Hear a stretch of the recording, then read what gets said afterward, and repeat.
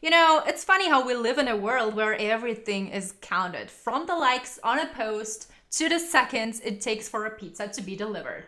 But when it comes to the number of calories we consume on a daily basis, we tend to turn a blind eye. It's like we're playing the game of hide and seek with our health. Well, I would say it's time to stop playing games and start taking control. Welcome to Smart Slimmers, where we say goodbye to bland salads and hello to delicious, nutrient-packed meals that satisfy both your taste buds and your waistline. Let's now move to the step-by-step guide on how to start tracking calories. And the first step is to find out how many calories you should be consuming each day. To do this, you'll need to calculate your total daily energy expenditure, so TDEE.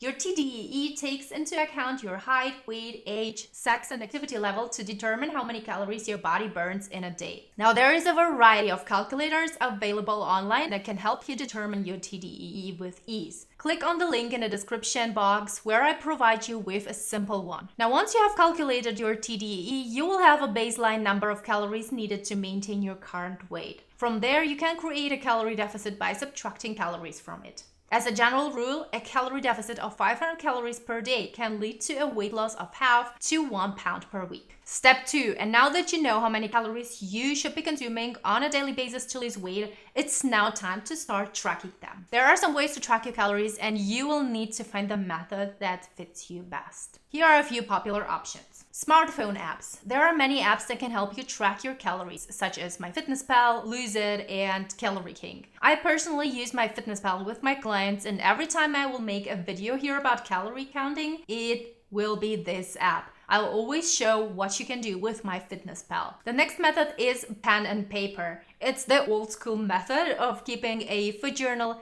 and it's still effective. You can write down everything you eat and drink, including the portion size and calorie count. You can then calculate the calories manually using a calorie database like Calorie King. I put the link in the description box below. And step number 3, measuring your food accurately. Because it's easy to underestimate or overestimate the amount of food you're eating, which can throw off your calorie tracking. So get to use a food scale to ensure that you're consuming the right portion size. It may seem tedious at first, but it will become a habit in no time. A few extra minutes measuring your food is a small investment in your overall well-being. And once you get a hang out of it, it's easy. So don't let a little measuring scare you off from your goals. Now that you have your tracking method and tools ready, it's time to start recording everything you eat and drink, even if it's just a small snack or a sip of orange juice. This will give you a clear picture of your daily calorie intake, and you can make adjustments accordingly. But Ina, I can't possibly record everything I eat. What about when I go out or attend social events? Well, my dear, it's all about balance. You don't have to be perfect all the time, but you can still make conscious choices. When eating out, try to choose healthier options. Eat veggies and protein first, or split dessert with a friend. And if you happen to dive headfirst into a tub of ice cream, don't worry.